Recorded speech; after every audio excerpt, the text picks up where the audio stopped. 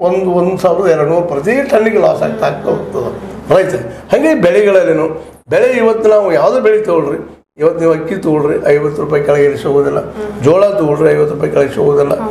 ಮುಂದೆ ಅದು ಇನ್ನೂ ಯಾವುದೇ ವಸ್ತು ತೊಗೊಳ್ರಿ, ಇವತ್ತು ನೀವು ತೊಗರಿ ಬೆಳೆ ತೊಗೊಳ್ಳಿಕ್ಕೆ ಹೋದ್ರೆ ಎಷ್ಟು ಆಗ್ತದೆ ನಿಮಗೆ 200-300 ರೂಪಾಯಿ kg ಆಗ್ತದೆ. ಮತ್ತು ಇವೆಲ್ಲ ಬೆಳೆಗಳು ಈ ರೀತಿ ತುಟ್ಟಿದಾಗ ಅದು ರೈತ ಹೋಗಿ ಮುಟ್ಟೋದು ಆ ಪ್ರಮಾಣದಲ್ಲೇ ಅವ್ರ ಕಡೆಯಿಂದ ಸ್ವಸ್ಥಾನ ತೆಗೆದುಕೊಂಡ ಮ್ಯಾಕ್ಸಿಮಮ್ ಮಾರೋದು ನಡೆದು ನಿರಂತರ ಅದ.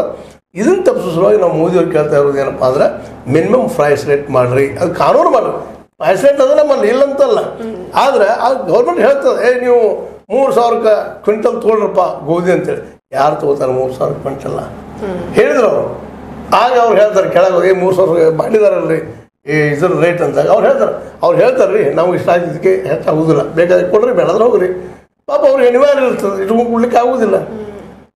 ಇದನ್ನು ತಪ್ಪಿಸ್ಬೇಕಾದ್ರೆ ಅದು ಕಾನೂನು ಆಗಬೇಕು. MSP ಅದು ಮಾಡೋ ವಿಚಾರ ಇವತ್ತಿಗೂ ನಮ್ಮ ಮೋದಿಯವ್ರಿಗಿಲ್ಲ. ಇಷ್ಟೆಲ್ಲ 20,000 ಕೋಟಿ 40,000 ಕೋಟಿ ಕೊಟ್ಟು ನನಗಂತೂ ಸಿಂಪಲ್ ಕಾನೂನು ಮಾಡ್ರಿ. ಓಕೆ, ಇವಾಗ ನಮ್ಮ ದೇಶದಲ್ಲಿ ಉದ್ಯೋಗದ ಕೊರತೆ ಇದೆ ಅಂತ ನಾವು ಪ್ರತಿ ಸರಿ ನಾವು ಡಿಸ್ಕಸ್ ಮಾಡ್ತಾನೆ ಇರ್ತೀವಿ. ಇವಾಗ ನೀವು ಹೇಳ್ದಂಗೆ ಹೆಚ್ಚು ಕಡಿಮೆ ಆನ್ ಆನ್ ಎವರೇಜ್ ನಮ್ಮ ದೇಶದಲ್ಲಿ 15 ಕೋಟಿ ರೈತ ಕುಟುಂಬಗಳಿದಾವೆ ಅಂತ ಹೇಳಿದ್ರಿ. 15 ಕೋಟಿ ರೈತ ಕುಟುಂಬಗಳನ್ನ 8 ಮಾಡಿ 4ಕ್ಕೆ ತಗೊಂಡ್ ಬಂದ್ರೆ ಅಲ್ಲಿಗೆ 60 ಕೋಟಿ ಜನರಿಗೆ ಉದ್ಯೋಗ ಸಿಕ್ಕಾಗಾಯ್ತು.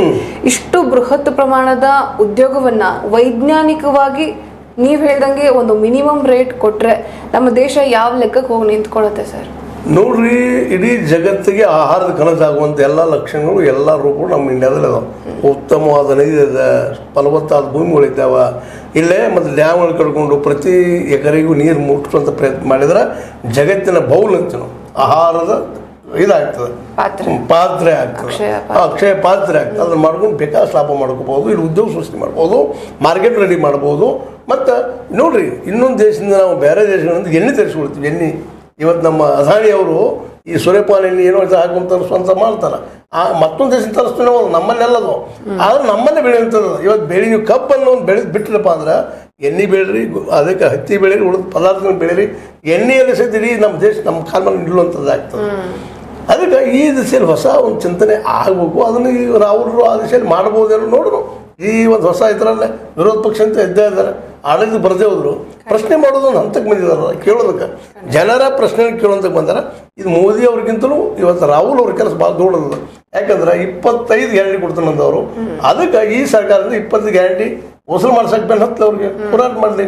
ಜನ ಅವ್ರು ಹಿಂದದಾರ. ಈಗ ಈ ಮೊದಲು ಇರಲಿಲ್ಲ, ಇವಾಗ ಜನ ಇದ್ದಾರೆ, ಜನಕ್ಕೆ ತೋರಿಸ್ಕೊಂಡಿದ್ದಾನಂತ ನಾವು ಈ ಸಂದರ್ಭದಲ್ಲಿ ಮೋದಿ ಅವ್ರಿಗಿಂತಲೂ ನಮ್ಮ ರಾಹುಲ್ ಗಾಂಧಿ ಅವ್ರಿಗೆ ಒತ್ತಡ ತರಬೇಕಾಗಿದೆ. ಹೋರಾಟ ಮಾಡಿದ್ರೆ ಎಸ್, ನೋಡಿದ್ರಲ್ವಾ, ಇದು ನಮ್ಮ ದೇಶದ ರೈತರ ಕಥೆ ಆಗಿದೆ.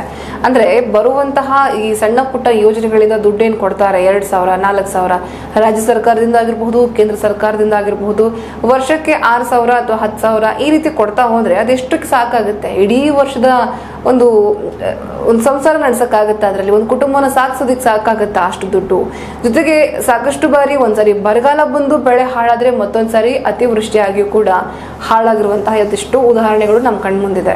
ಹೀಗಾಗಿ ಪ್ರತಿ ಬಾರಿ ಕೂಡ ಪೆಟ್ಟು ತಿಂತಾ ಇರುವಂತಹ ರೈತರ ಕೈ ಹಿಡಿದು ಎತ್ತಿದ್ರೆ ನಮ್ಮ ದೇಶ ಎಲ್ಲಿಂದ ಇನ್ನೆಲ್ಲಿಗೂ ಹೋಗ್ಬಿಡುತ್ತೆ. ಈ ಕಾರ್ಪೊರೇಟರ್ಗಳೆಲ್ಲ ರೈತರ ಮುಂದೆ ಕೈ ಕಟ್ಕೊಂಡು ನಿಲ್ಲುವಂತಹ ಪರಿಸ್ಥಿತಿಗಳು ಬಂದ್ರು ಏನು ಆಶ್ಚರ್ಯ ಇಲ್ಲ. ಯಾಕಂದ್ರೆ ಬೆಳೆ ಅಷ್ಟು ಚೆನ್ನಾಗಿ ಬರುತ್ತೆ, ನಮ್ಮ ನೆಲ ಫಲವತ್ತಾಗಿದೆ, ಜೊತೆಗೆ ದುಡಿಯುವಂತಹ ಕೈಗಳು ಗಟ್ಟಿಯಾಗಿರೋದ್ರಿಂದ ಆ ತರದ ದಿನ ನೋಡಿದ್ರು